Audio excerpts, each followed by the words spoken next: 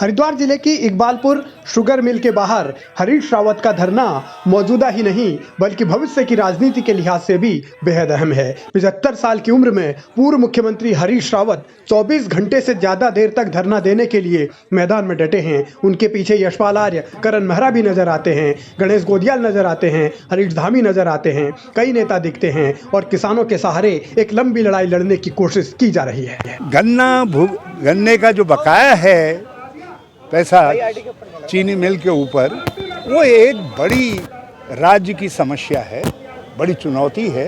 150 करोड़ रुपए से ज़्यादा है और यदि 1-2 साल यही स्थिति और बनी रही तो फिर इस चीनी मिल का चलना असंभव हो जाएगा और किसान का पैसा बहुत खतरे में पड़ जाएगा। इसलिए आज चेतावनी देने के लिए हमने ये यहाँ पर 24 घंटे का धरना रखा है और हमने सुझाव भी दिए हैं। हमने अकेले कोई सवाल समस्या नहीं उठाई है। हमने कहा है कि कुछ सॉफ्ट लोन दीजिए आप चीनी मिल मालिक को, ताकि वो सीधे किसानों के खाते में जा सके।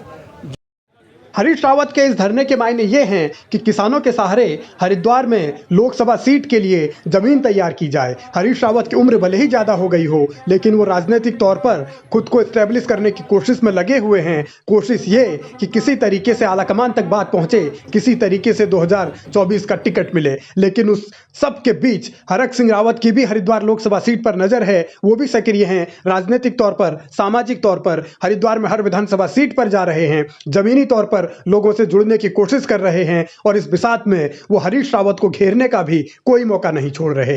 हरीश रावत पर हमला बोलते हुए हरक सिंह रावत कहते हैं, सच तो यह है कि कांग्रेस के एक बुजुर्ग नेता चुनाव हारने का रिकॉर्ड अपने नाम करने के बावजूद अपने को बहुत बड़ा नेता कहते हैं, अपने मुंह मियां मिट्ठू बनते हैं। अगर रिकॉर्ड बनाया तो सिर्फ कांग्रेस को ठिकाने लगाने का। यह हरक सिंह रावत का निशाना सीधे तौर पर हरीश रावत पर ही है। नाम भले ही ना लिखा हो, लेकिन समझा जा सकता है कि किस तरीके से तलखी कांग्रेस के भीतर हरीश और हरक के बीच अभी भी जारी है। हरक भले ही कांग्रेस में आ गए हों 2022 के विधानसभा चुनाव से ठीक पहले, लेकिन उनकी निगाहें हरिद्वार लोकसभा पर ही हैं।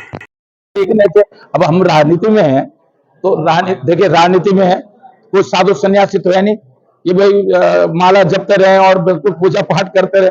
राजनीति में तो चुनाव तो लड़ेंगे। राजनीतिक कार्यकर्ता का आखिरी उद्देश्य है, किसी राजनीतिक दल का या किसी राजनीतिक कार्यकर्ता का आखिरी लक्ष्य क्या होता है कि एमपी चुनाव लड़ जाएं, एमएलए चुनाव लड़ जाएं, जिला पंचायत लड़ जाएं, क्षेत्र पंचायत लड़ जाएं, प्रधान का लड़ जाएं, मेयर का लड़ जाएं, नगर पालिका लड़ जाएं। तो अब आप क्या उम्मीद करते हैं मुझसे?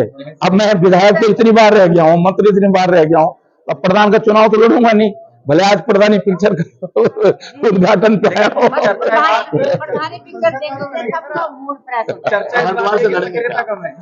अरे पार्टी मौका देगी, आप सब लोग चाहोगे तो क्यों नहीं लड़ेंगे।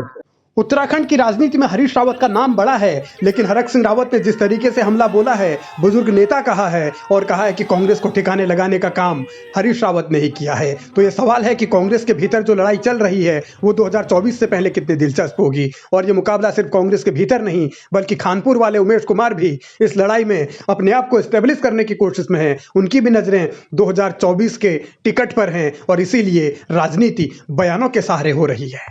देखिए, कुछ लोग सत्ता के दलाल हैं, भाजपा के दलाल हैं। भाजपा की बी टीम है, पहले एक बी टीम आपके रूप में आई थी और अब जो है ये अब पैसा ही पैसा साफ वाला जो है कारीगर, अब उसके रूप में बी टीम है। ये सारी बी टीमें हैं भाजपा।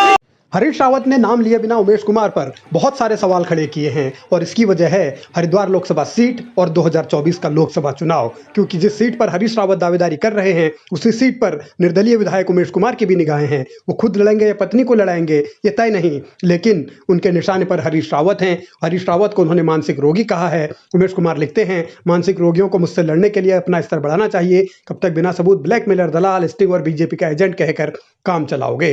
तो हरीश रावत के सामने चुनौती ये है कि वो घर वालों से लड़ें या फिर बाहर वालों से लड़ें। घर वालों का मतलब कि हरक सिंह रावत लगातार वहां एक्टिव हैं और हरीश रावत जब 75 साल की उम्र में सड़क पर उतरे हैं, संघर्ष कर रहे हैं, तो उन पर सवाल उठाने वाले अपने ही हैं। यानी हरक सिंह रावत अकेले मोर्चा हरीश रावत के खिलाफ संभाले हुए हैं और हरक सिंह रावत की मदद इस पूरे काम में उमेश कुमार आने वाले दिनों में कितनी करेंगे, हरक सिंह रावत के लिए वो कितने फायदेमंद होंगे, सवाल यही है। अगर आपने ये चैनल सब्सक्राइब नहीं किया तो सब्सक्राइब कीजिए, वीडियो लाइक कीजिए और बेल आइकन भी जरूर दबाइए।